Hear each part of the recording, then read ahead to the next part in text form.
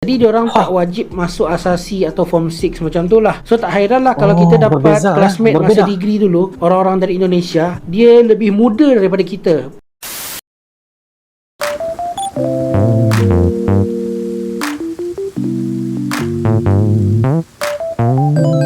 Halo guys, Assalamualaikum warahmatullahi wabarakatuh dan salam sejahtera. Welcome back to my YouTube channel guys. Oke guys, pada kali ini kita akan lihat satu video di mana dalam video ini dia menceritakan tentang sistem persekolahan yang berada di Indonesia.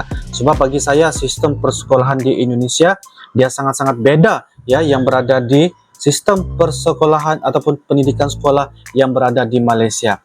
Dan kita akan melihat bagaimana suasana perkara ini terjadi di Indonesia, bagaimana sistem persekolahan yang dilanjutkan di Indonesia. Tetapi apa yang menariknya di sini adalah yang menceritakan sistem persekolahan di Indonesia ini adalah orang Malaysia guys. Oke guys, dengan judulnya yaitu sistem persekolahan di Indonesia guys.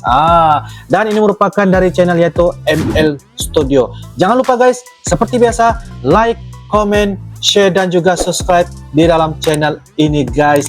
Oke guys, seperti apakah cerita mengenai tentang sistem persekolahan yang berada di Indonesia guys? Tanpa berbasa-basi, yuk kita sama-sama nonton di dalam video pada kali ini guys. Yuk guys. Oke guys, dengan hitungan 1, 2, dan 3 guys. Sistem persekolahan di Indonesia dia tak sama dengan kita di sini. Di mana kalau kita bermula dari bulan Januari sampai bulan November tahun yang sama bagi setiap satu tahun ajaran. Sementara kalau di sana dia bermula dari bulan Julai sampai Jun tahun hadapan. Lepas tu dipecah kepada 2 semester. Lepas tu diorang kena sekolah setiap hari kecuali hari Ahad. Hari Isnin sampai Jumaat pakai baju warna putih merah atau putih kelabu atau putih biru. Dan setiap hari Sabtu pula kena pakai baju seragam warna coklat atas bawah, dikenali sebagai baju pramuka atau pengakap. Dan kadang-kadang ada hari tertentu pelajar kena pakai baju batik atau baju tradisional yang lain. Dekat sana pula dia tak adalah nama badan khas seperti pengawas sekolah, pembimbing rakan sebaya, pengawas pusat sumber sekolah, tapi diorang ada organisasi pelajar bernama Organisasi Siswa Intrasekolah atau OSIS. Di mana pelajar-pelajar yang mendapat jawatan dalam OSIS tersebut dia tak pakai baju yang menunjukkan apa yang tak sama warna lah dengan pelajar yang lain. Kerajaan Indonesia dia mewajibkan pendidikan rendah yang dikenali sebagai pendidikan dasar 9 tahun dan disambung dengan pendidikan menengah selama 3 tahun. Jadi lebih kurang yang pendidikan dasar 9 tahun ni macam masuk darjah 1 sampai form 3 lah macam tu. Bagi pendidikan dasar yang 9 tahun, dia dipecah dalam 6 tahun yang pertama dan 3 tahun yang kedua. 6 tahun yang pertama disebut sebagai sekolah dasar atau bagi sekolah agama pula dikenali sebagai madrasah ibtidaiyah. Sementara yang 3 tahun kedua dikenali sebagai sekolah menengah pertama atau dalam sekolah agama pula sebagai madrasah sanawiyah. Bagi pendidikan menengah yang 3 tahun tu pula dia dikenali sebagai sekolah menengah atas atau bagi aliran vocational dikenali sebagai sekolah menengah kejuruan. Dan untuk sekolah agama pula dia dikenali sebagai madrasah aliyah atau untuk vocational madrasah aliyah kejuruan. Bagi kita ada UPSR, PT3, SPM. Diorang gunakan satu nama sahaja iaitu ujian nasional, di mana ujian pelajar yang sekolah rendah tu dia ambil ujian nasional hanya 3 subjek sahaja iaitu bahasa Indonesia, matematik dengan sains. Dan bagi sekolah menengah pertama diorang kena ambil bahasa Indonesia, matematik, sains dan bahasa Inggeris, 4 subjek. Dan untuk sekolah menengah atas atau sekolah menengah kejuruan yang vocational tu dia kena ambil 6 subjek, bahasa Indonesia, matematik, bahasa Inggeris dan 3 subjek pilihan lainnya mengikut aliran masing-masing. Dan juga kalau kita di sini aliran ditentukan selepas habis 9 tahun sekolah. Maksudnya kita masuk form 4 kan. Sementara kalau di sana selepas habis 10 tahun sekolah, maka di tahun ke-11 baru ditentukan masuk aliran apa. Selepas habis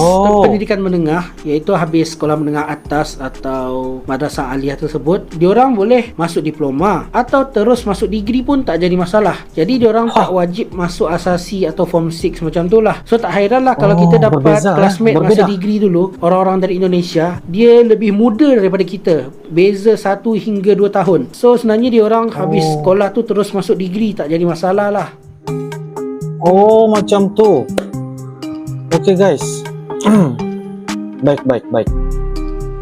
Saya pun baru tahu nih guys.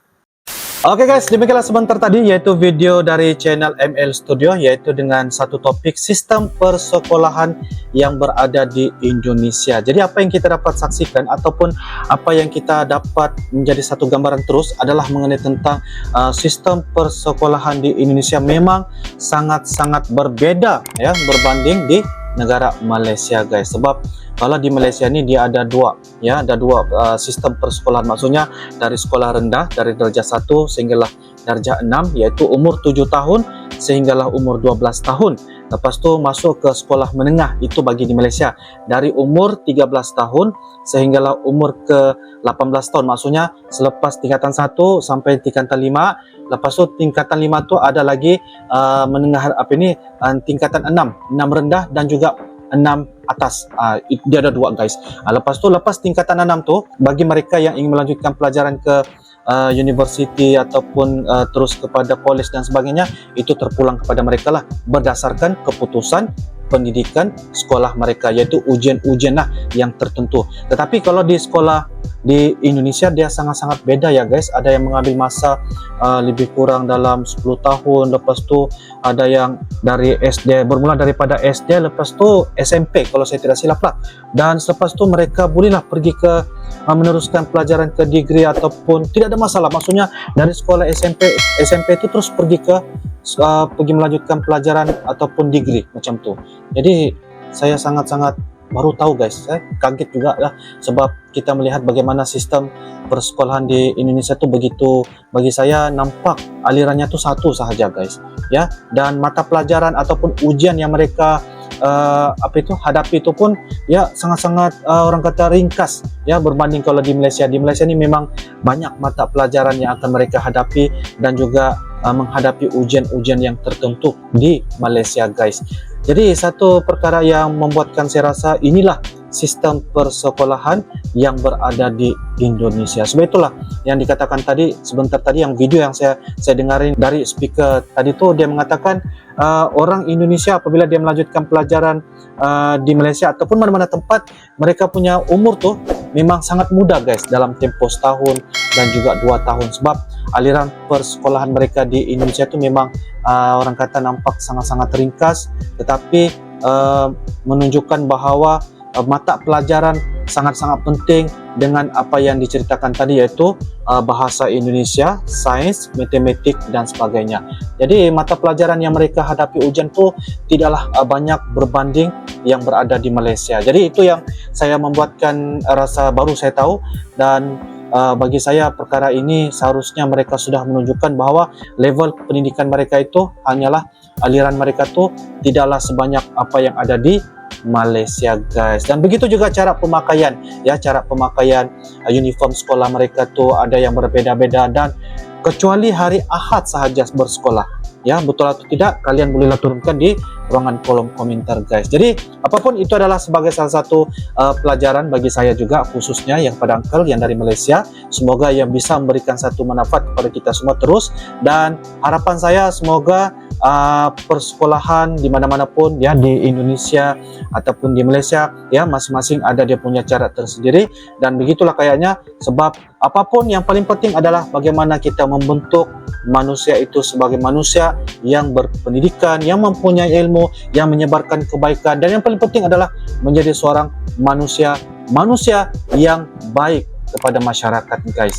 Itu yang paling penting guys. Jangan jadi manusia yang orang kata tetapi dari segi pendidikan dia bagus, tetapi adab dan akhlak itu menunjukkan orang kata budaya kehidupan, gaya peradaban itu tidak begitu menunjukkan bahawa kita ini adalah manusia yang memberikan kebaikan kepada kita semua. Jadi guys, kalau kalian tahu, paham ataupun maksud saya ini ya, boleh turunkan di ruangan kolom komentar guys. Oke guys, jadi itu saja dari Uncle. Semoga ia akan bisa juga ya memberikan satu manfaat kepada kita terus, dan insyaallah kita akan bisa ketemu lagi di video-video akan datang guys. Terima kasih karena rekomendasi dan juga saranan ya, video sistem persekolahan yang berada di Indonesia. Jadi guys, itu saja. Sampai jumpa lagi. Lebih dan kurang Uncle mohon maaf. I love you Indonesia, I love you Malaysia. Assalamualaikum warahmatullahi wabarakatuh.